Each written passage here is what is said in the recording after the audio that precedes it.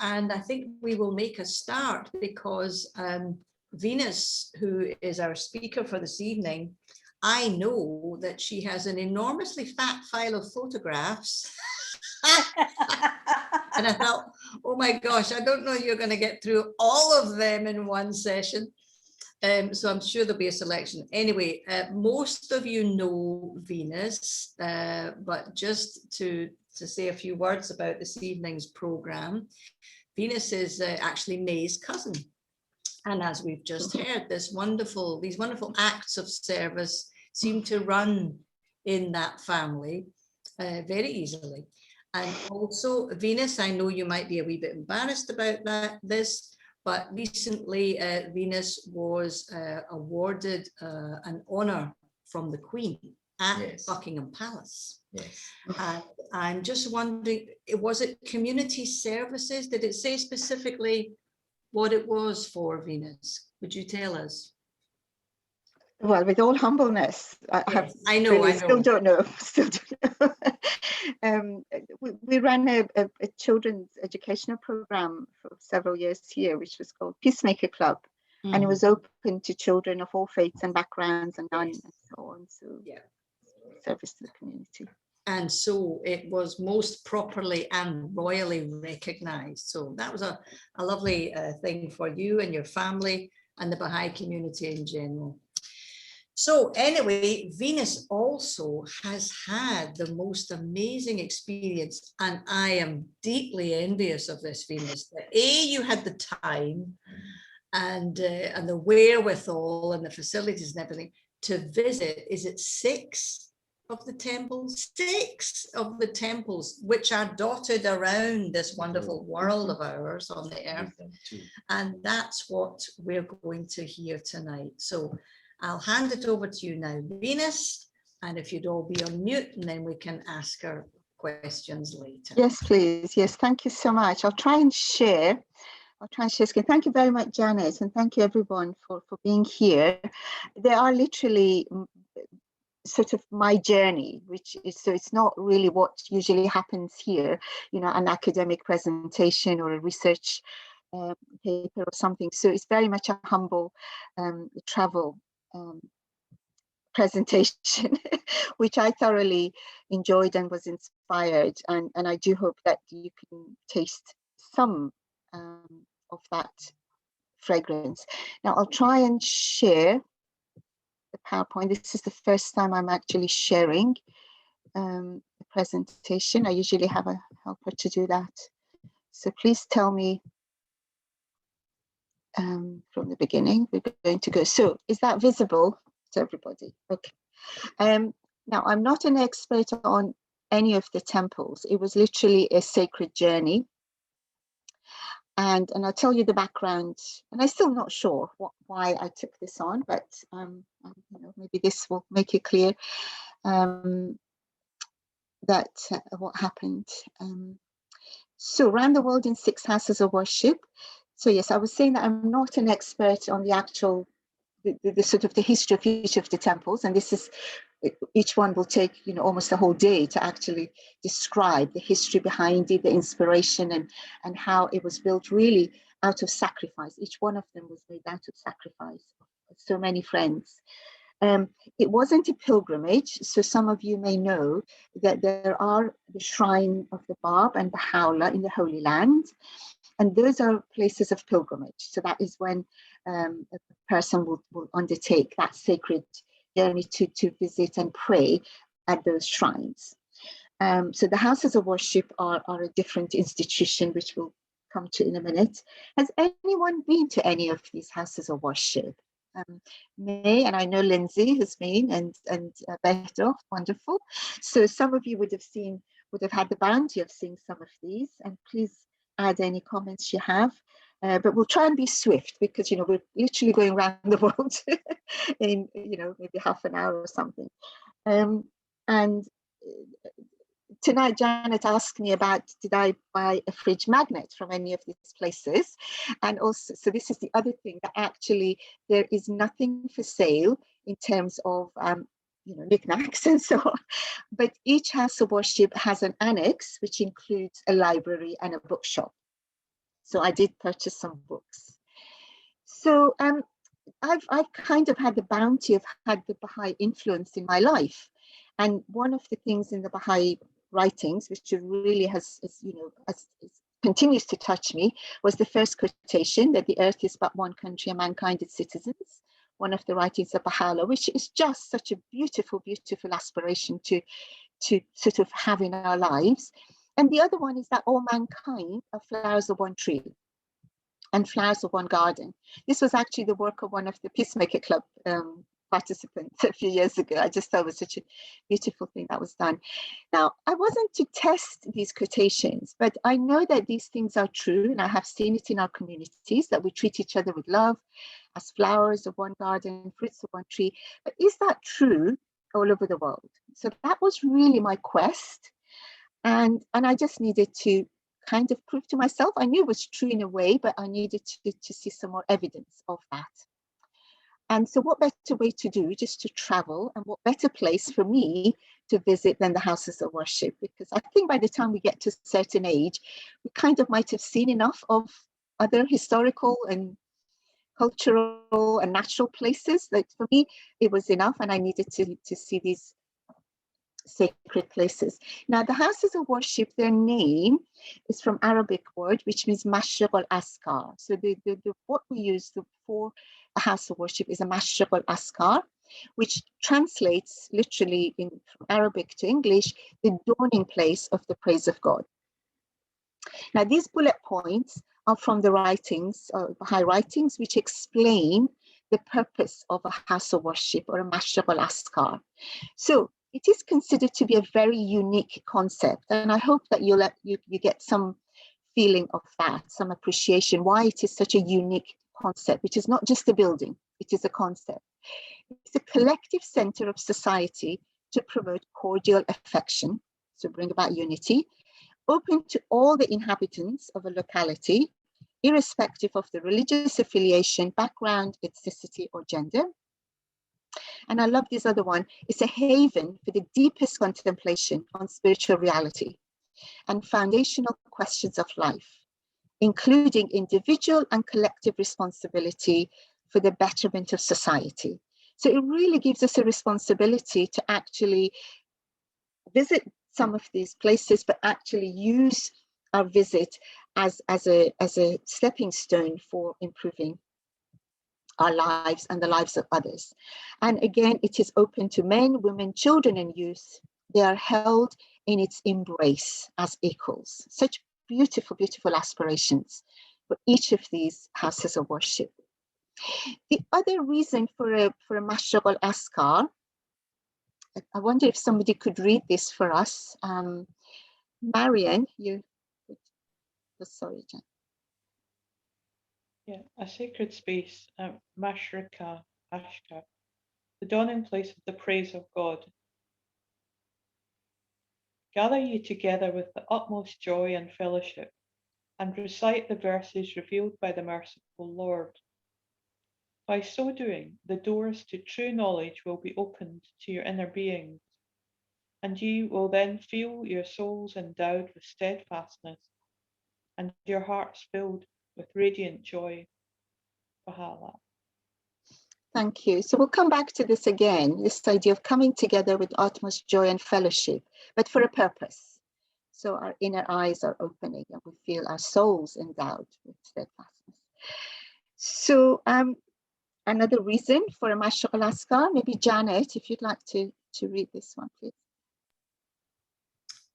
O people of the world, build ye houses of worship throughout the lands in the name of him who is the Lord of all religions.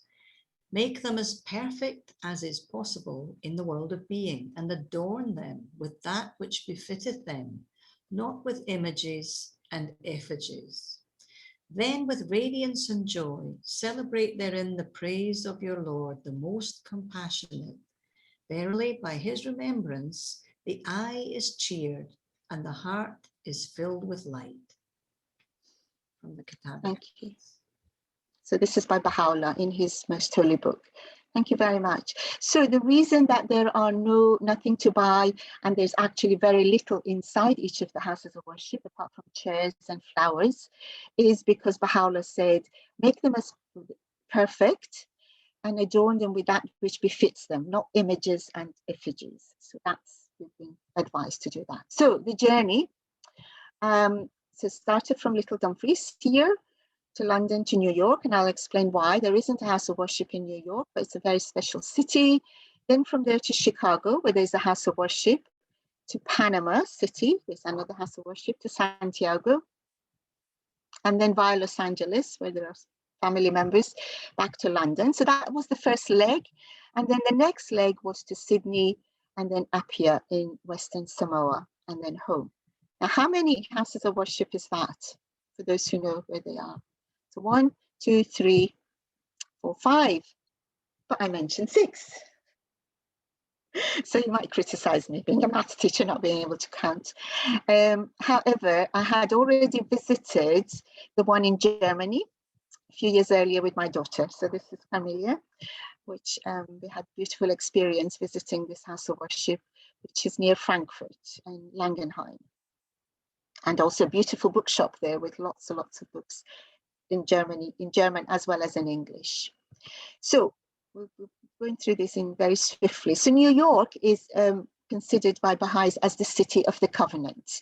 And maybe another time you might want to ask one of your Baha'i friends about that. But it really, because Abdul Baha visited this city, stayed there many, many days and gave lots and lots of talks and talked about the covenant that God has made with humanity, and now Baha'u'llah is made with the Baha'is in terms of the continuation of guidance, divine guidance.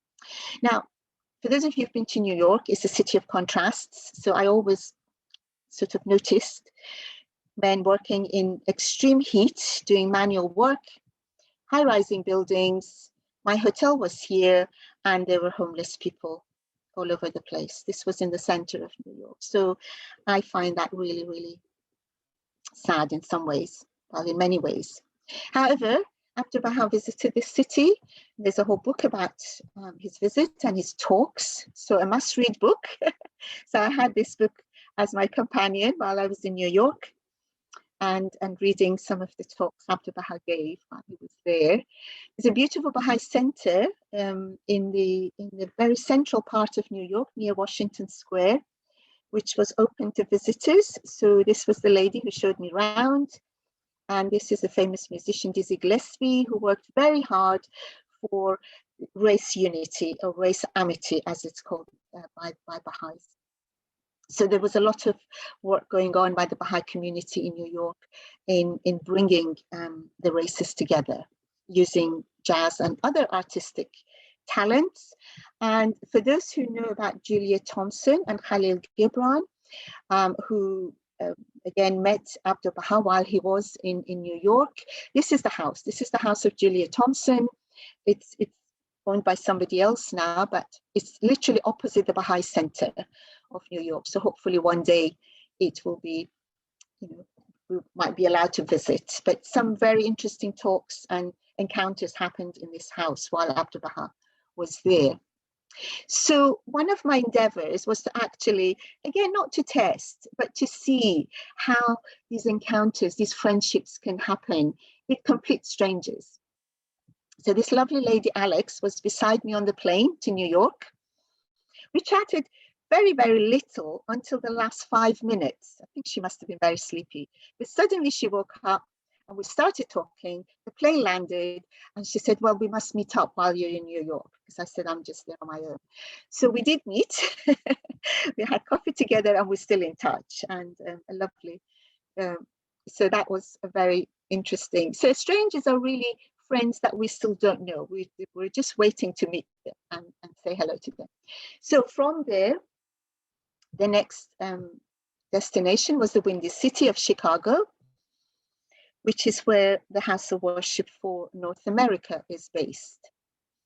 So from my hotel, I actually walked up the hill to this place one of the times. The other time I got a taxi.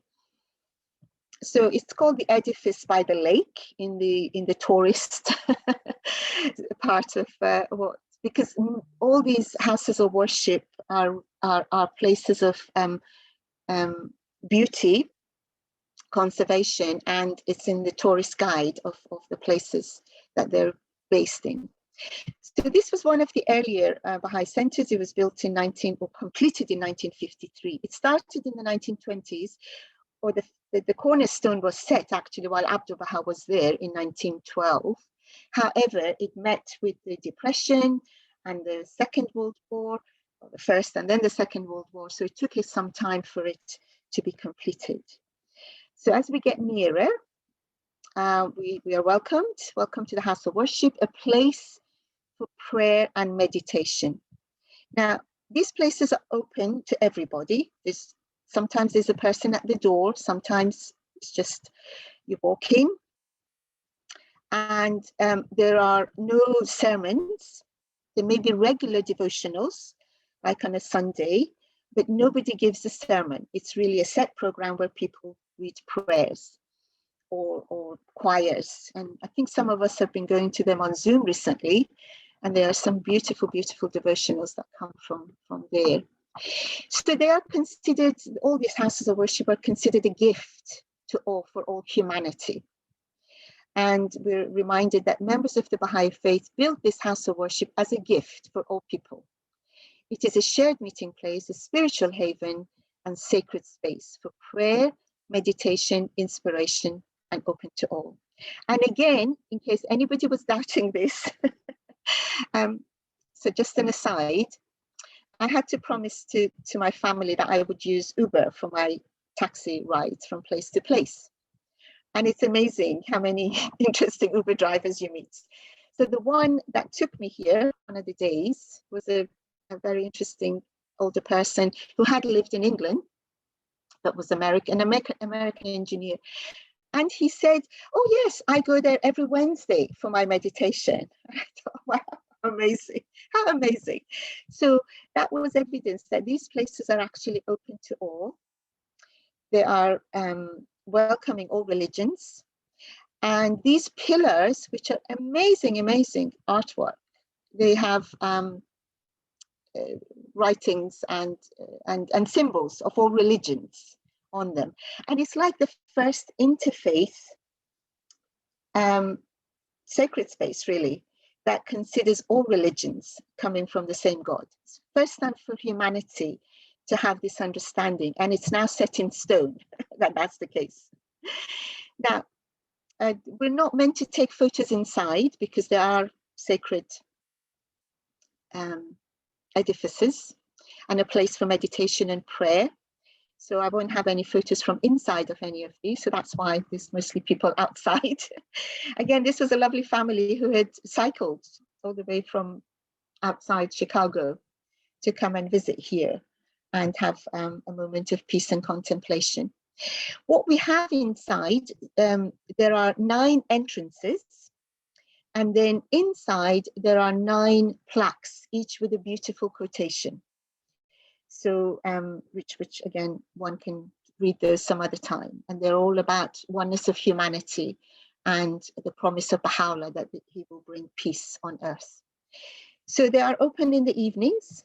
People can go in for deep contemplation and say their own prayers, spend a moment of tranquility inside. Below this edifice, there is a huge meeting hall, which I was very happy to go to, but maybe that will come in a minute. Now, there is a very interesting history behind this, because when the idea came up, a whole group of Baha'is in America in the 1900s came up with the idea that we will need a place of worship. So they wrote to Abdul Baha with their ideas, with their plans, and all was set in motion. However, when Abdul Baha looked at the names, he realized that they were all men. So he wrote back and said, you must involve women in this plan, in this endeavor. And so the person who rose to the task was Mrs. Corinne True, a lady of immense capability. And however, she had suffered in life. She had lost about 4 of her children to polio and other diseases at a very early age. However, that didn't stop her to continue her life of service. So she sort of really put her whole energy wholeheartedly into the building of the temple. And there is a piece that is dedicated to her in the basement. So these are some of the ladies who helped with the planning and the structure. So this is the basement, and I happened to be there one night where there was a talk going on by a member of the House of Justice, actually, who told us the story of the way he had become a Baha'i himself, by, as a young man, coming into the House of Worship, saying some prayers and learning about how these teachings are bringing people of all religions together, because he was questioning why there's so many religions and why is there conflict, either scripturally or by physically by people. So anyway, lots of new friends I was met with.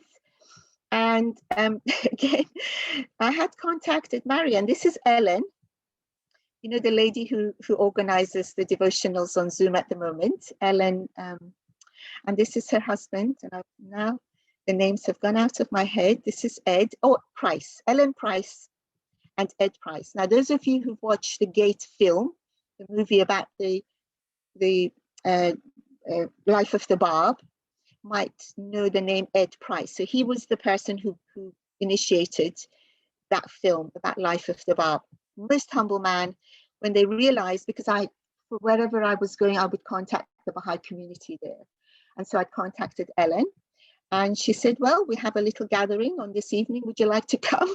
And so Ed came and collected me from my hotel, and I realized, oh, you are the gate man.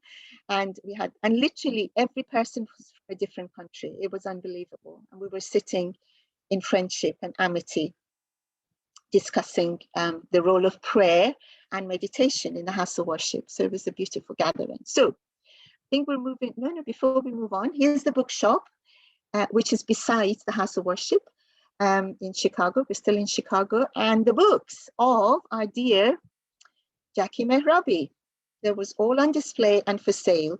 So it's Discovering the Moon, Discovering the Sun, Discovering the Sea. These are books for junior youth about prayer, fasting, and the covenant. And they're fantastic for adults as well. If you fancy getting your copy, they're still available. And also Dawn Breakers, Early Believers in Persia. So amazing, where you see books from your neighbor who lives next door, almost next door to us. So from there was a long flight to Panama. Why do you think I've said divided but united now? Anybody would like to? Didn't it have a kind of, there's a problem with the government, wasn't there? Possibly. It's more this sort of a structural division. Ah, right, okay. The Panama Canal, which I had no idea, had divided the two communities in a very, very sad way. I don't know if anybody, I wasn't aware of that, because all you think, oh, fantastic, there's trade going through and we can get things at a very, at short notice and so on. However, it really divided the community into the poor area and the very rich area. So anyway, that was my understanding or learning. So again, a friend said, I have friends in Panama, they'll come and meet you. And it was fantastic. So these lovely people come in, and her sister-in-law came and met me at the airport and showed me around Panama City. Lovely day with them. And then an Uber ride to the House of Worship, which is on a hill outside Panama City. Now, quotations I'm putting here are from the tourist guides about Panama. That says it's a must see when in Panama City. You must go to the House of Worship. It was completed in 1972. And the Uber driver calls it, oh, you're going to Fuego. And of course, my Spanish was so limited. And eventually I realized he means the egg. So they call it the egg on top of the hill, because as you approach it, you'll really see this lovely little structure, which looks like eggs sticking out, but it's a very beautiful, beautiful structure. And while I was there, there was huge construction going on for a train or underground line directly to the House of Worship. And there were signs to the station that in this station you can visit the House of Worship. Now, I always like to learn the social history of a place rather than just, well, this is a beautiful structure and so on. So I realized that what the House of Worship or what the Baha'i teachings brought to Panama was a sense of justice, peace, and fairness. And this young man, who's from one of the tribes of Panama, original groups, indigenous First Nation, we should call them, really told me that what happened with the Panama Canal is that the First Nation people were left in the north, in the forest area, with very little support, very little funding for education, for health, and all the prosperity was in the south. So, however, when the Baha'is came, they talked about we are one people. The earth is one country. So even with Panama Canal, we still have one country and one people. So they help empower the First Nation communities to take charge of their own destiny rather than waiting for help from the south. The other issue was actually the empowerment of women. So these lovely ladies here, these two, there was some of their parents, their mothers were some of the early Baha'i women in Panama. And the reason they became Baha'is was because they were brought up in various, I have to say churches, who were really not promoting empowerment of women. And so when they realized, Baha'u'llah talked about that the need for the equality of men and women, the importance of education of young girls, taking charge, becoming of service to their communities, they felt that that was what was for them. So they joined the Baha'i community. And then there was a holy day gathering. So that was some of the friends. Again, no photos from inside of the temple, but 9 entrances with 9 quotations from the Baha'i writings around there. So, shall we carry on? Okay, so, and I've put this as a place for spiritual and material prosperity for all, because again, 2 lovely friends happened to be visiting at the same time as I was, the temple here, and they were going to see the canal as well, so they offered to take me, and it took us about 3 or 4 hours to wait for these huge carriers to get through the canal. It was quite an amazing. And again, it is a feat of human endeavor, because it's hard work, and many people died during of it through disease, through lack of hygiene. And I think the French started it and gave up, and then another group came in and continued building of the canal. So it was interesting to read the history. However, and I think Hushman will probably agree that, we might in here develop physical or material prosperity, but it was at the expense of spiritual degradation of the people and not helping their spiritual prosperity. But thank goodness for House of Worship there and really what the community has been doing since the beginning of the Baha'is there. Okay, any questions or comments so far? Because we're going at quite a speed.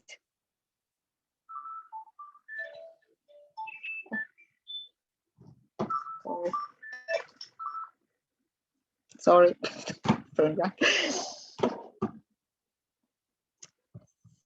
So from there, we'll move on to, we fly to Chile, over the hills and far away. Lindsay, it must remind you of your visit there. Yes, fantastic. And I know some of us have been kind of studying lives of some of the early Baha'i believers who've traveled around the world. And one of them was Eleanora Armstrong, and the other one was Martha Root. And they both visited Chile and were some of the, Eleanora was the first Baha'i there, and then Martha Root kind of accompanied her for some of the time. So if you get a chance, do study their lives. It's amazing, it's fascinating. This would have been in the 1930s that they went. So again, a city of mixed heritage. So that's a structure in the middle of Santiago to the First Nation people, who again you know, their interest wasn't met when the Spanish came to Chile. So it was lack of recognition, lack of understanding of their contribution to their culture.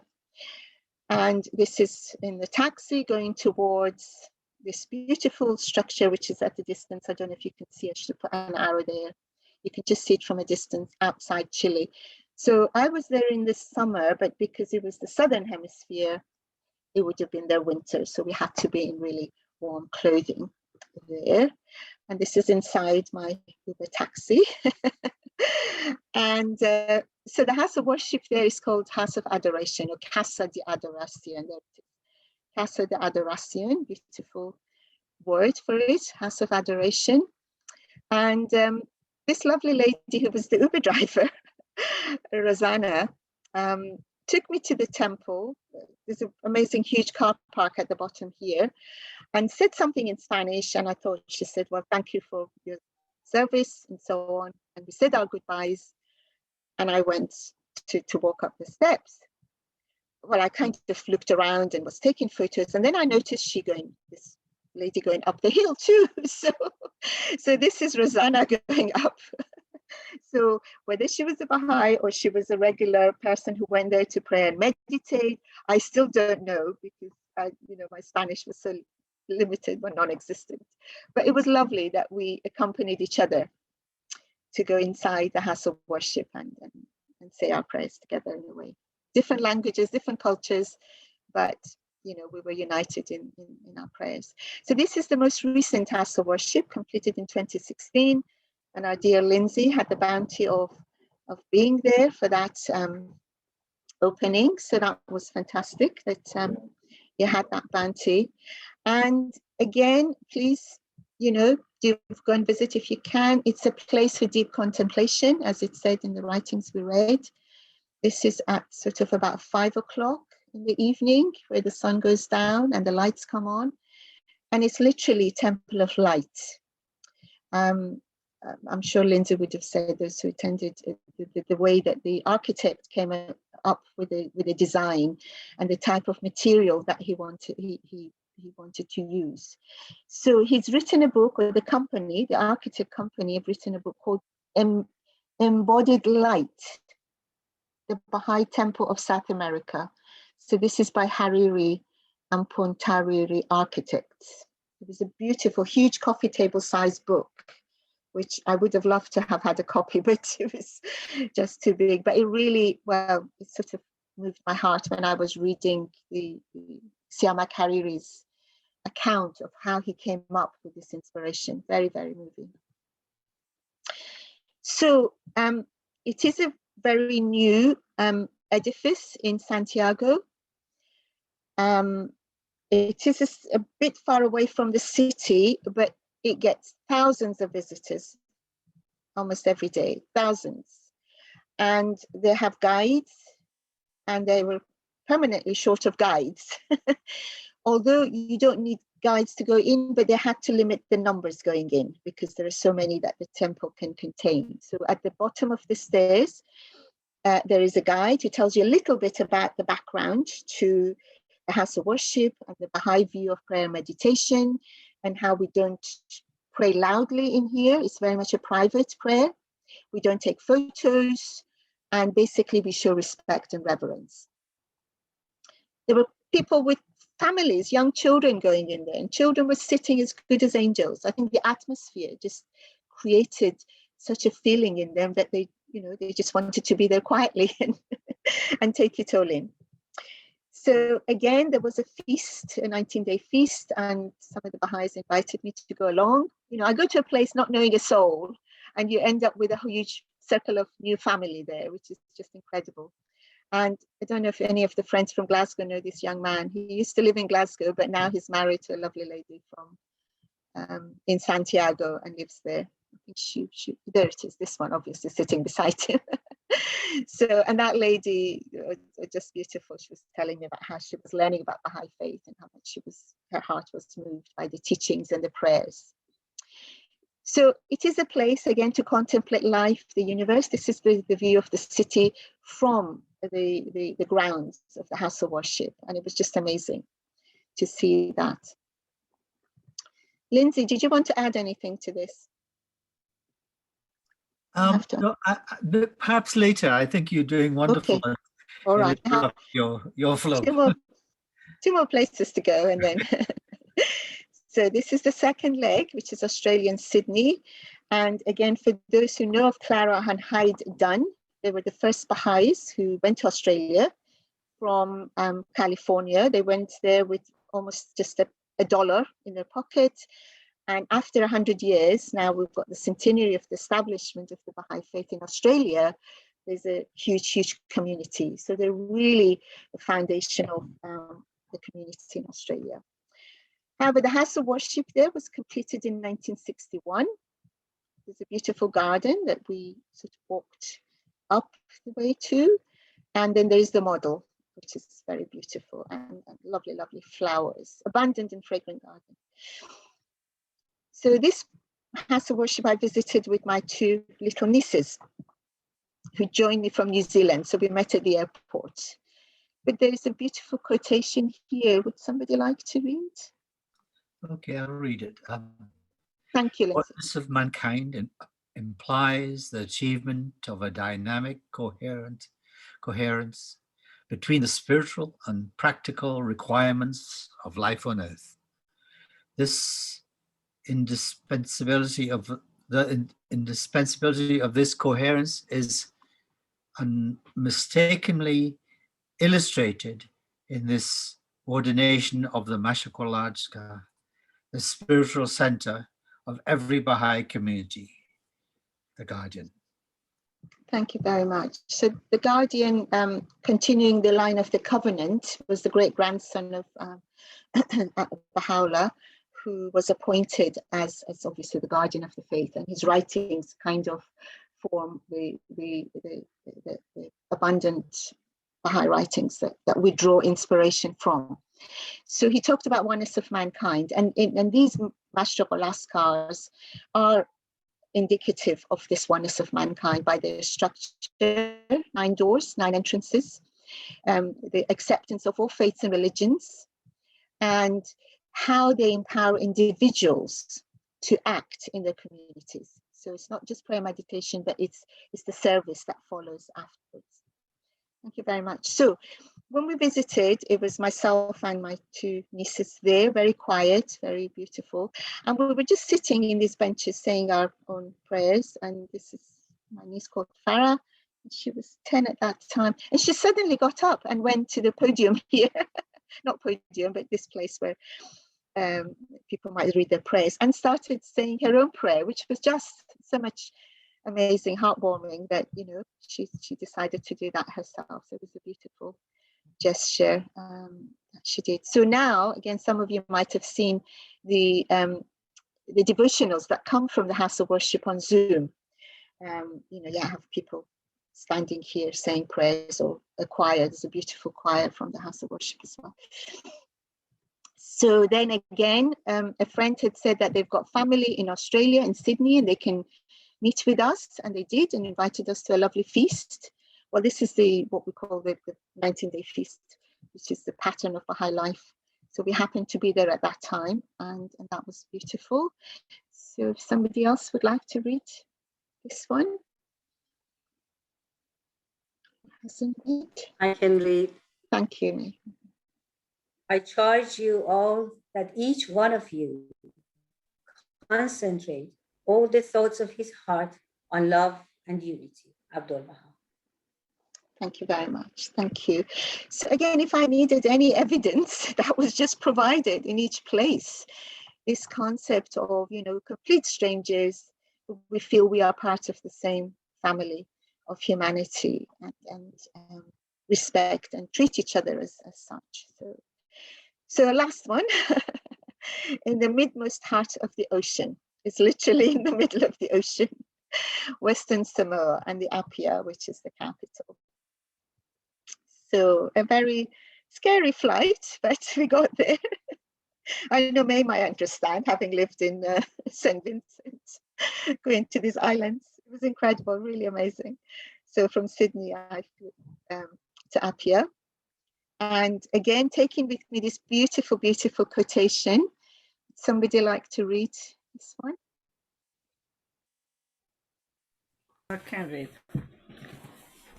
The well-being of mankind is peace and security are attainable unless the unity, unless and until its unity is firmly established. From Baha'u'llah. Thank you very much. Thank you. That was fantastic.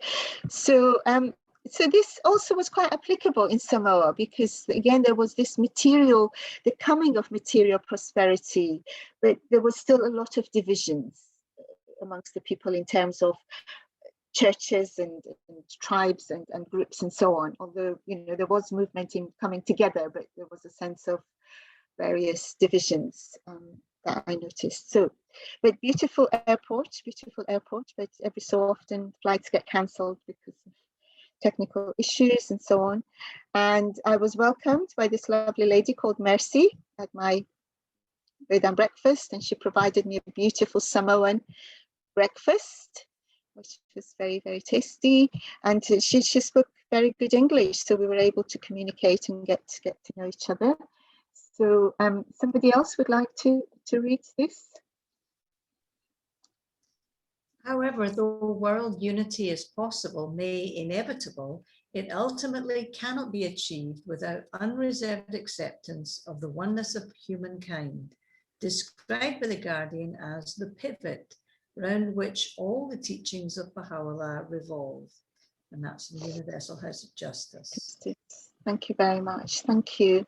So the idea of the oneness, again, it's so relevant, so necessary anywhere one goes in terms of social issues that maybe are not being solved yet. So, and that was quite evident because the status of women is not really appreciated in Samoa. There's still, and I know Maureen talked about her time and her beautiful research that she did about the status of women in Samoa, but there is so much cultural misunderstandings that there's some of them are still suffering, and Mercy was one of them who was affected by that. So this is the house of worship in outside Apia. I decided to walk, but it was quite a long walk, so a van came along and offered to help, and it was very accepted, much appreciated, and it was covered in clouds because it's so high up on the mountain, and that was completed in 1984. So not that long ago. And this lovely lady here, she was like the sort of the caretaker there, and she showed me around the place. And this lady Ruth is one of the early Baha'is who went to Samoa. And this lovely lady here who knows some of the young Baha'is in Scotland is like third generation in the Baha'i community. Although nobody's born a Baha'i, but her granddad was one of the early Samoan believers in Samoa, and then obviously one learns about it themselves and decide to make that choice. So I'll just read this last paragraph here. Fostering unity by harmonizing disparate elements and nurturing in every heart a selfless love for humankind is the task of religion. And this is from the House of Justice, a letter from the Universal House of Justice, January 2019. And again, this is so relevant, so necessary, that really by bringing these desperate, people who for generations have been told you are this part or that side, or you're this or you're that, and you cannot work together. But by these new teachings, people coming together and giving selfless love for humankind is what religion is promoting, which is a beautiful concept. So this is the end of this amazing journey.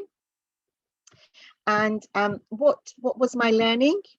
That this words of Abdul Baha, that peace must first be established among individuals until it leadeth in the end to peace among nations.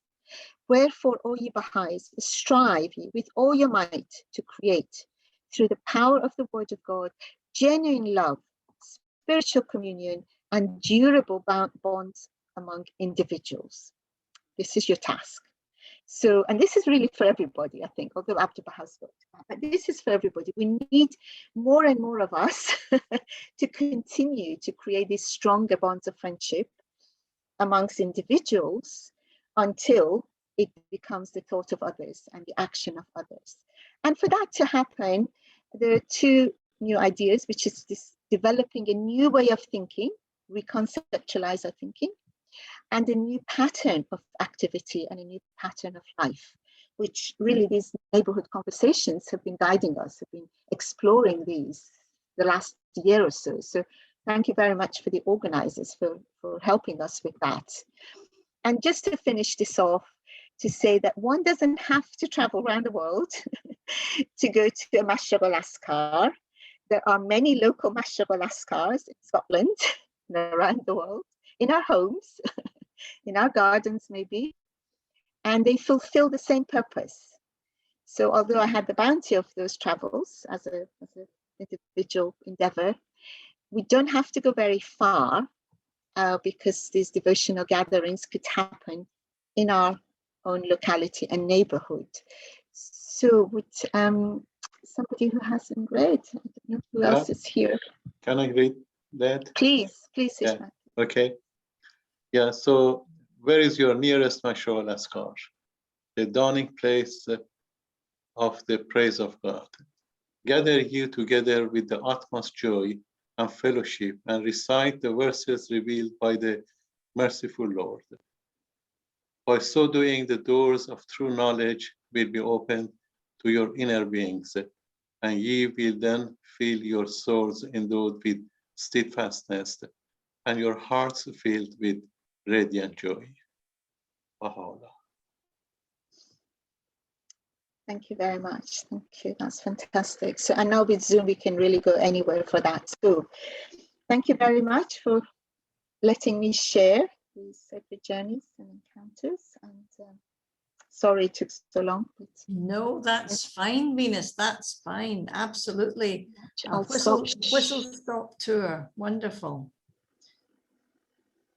Thank you so much. And, you know, I was interested that you said at the very beginning you wanted to kind of test the theory about it all. Mm-hmm. And it reminded me of when I first became a Baha'i, and I did a similar thing. A friend of mine was living in New Zealand, and I thought, right, I'm going to go out, you know, by way of Singapore for a few days, go to New Zealand and see what happens when you meet up with the Baha'is. And like you, it was as though you just kind of wandered into your family's home, really, you know.